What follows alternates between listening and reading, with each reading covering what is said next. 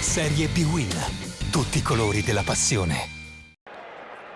Nell'anticipo della 34esima giornata di Serie B-Win, di fronte a due squadre appaiate a quota 44 in classifica, in entrambe a caccia di punti per rilanciarsi nella lotta playoff. Il Toro è carico dopo il 4-0 di Ascoli, mentre i toscani sono reduci dal pareggio col Cittadella. Nei Granata Franco Lerda recupera dalla squalifica Lazarevic nel Grosseto. Allegretti torna, ma inizialmente va in panchina, arbitra Massa di Imperia.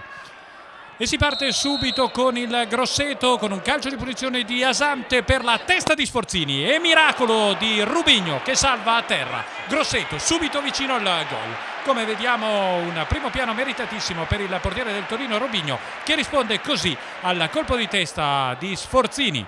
Insiste la formazione toscana, la sponda di Sforzini per Immobile che ci prova dalla lunga distanza.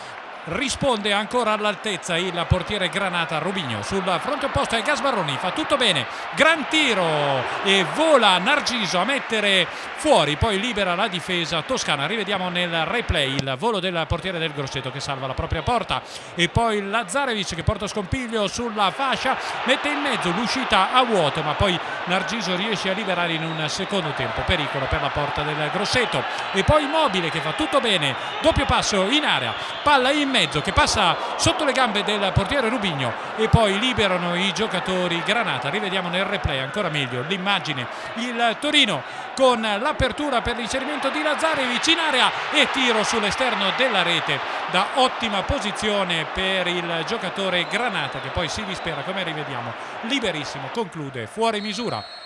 Primo tempo che si conclude sullo 0-0, si riparte nella ripresa con Lerda che spera dai suoi una miglior determinazione. Subito fuga di Lazarevic, conclusione con Narciso che si salva in calcio d'angolo. È una buona partenza quella della formazione Granata, come vediamo. Infatti c'è Gasbarroni, il tiro che viene rimpallato, la possibilità di servire per Lazarevic, in spaccata Bianchi e palla fuori misura da ottima posizione per il capitano della formazione Granata.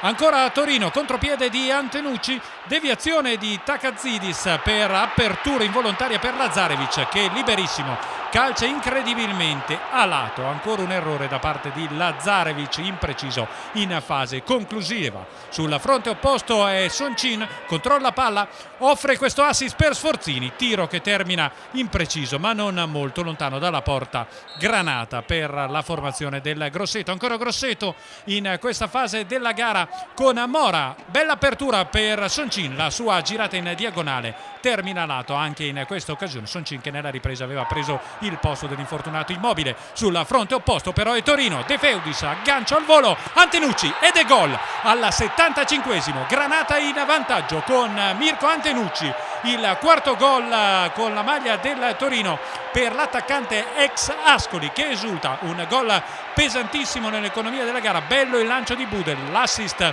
di De Feudis per Antenucci. Rivediamo, bella la conclusione, bello il lancio, l'appoggio e Antenucci liberissimo, non può che mettere in rete. Chiude in attacco ancora il Torino, Pagano per la girata di Bianchi, palla di poco fuori misura per il capitano Granata. Torino che legittima comunque questo vantaggio. Finisce così 1-0 questa sfida tra Torino e Grosseto.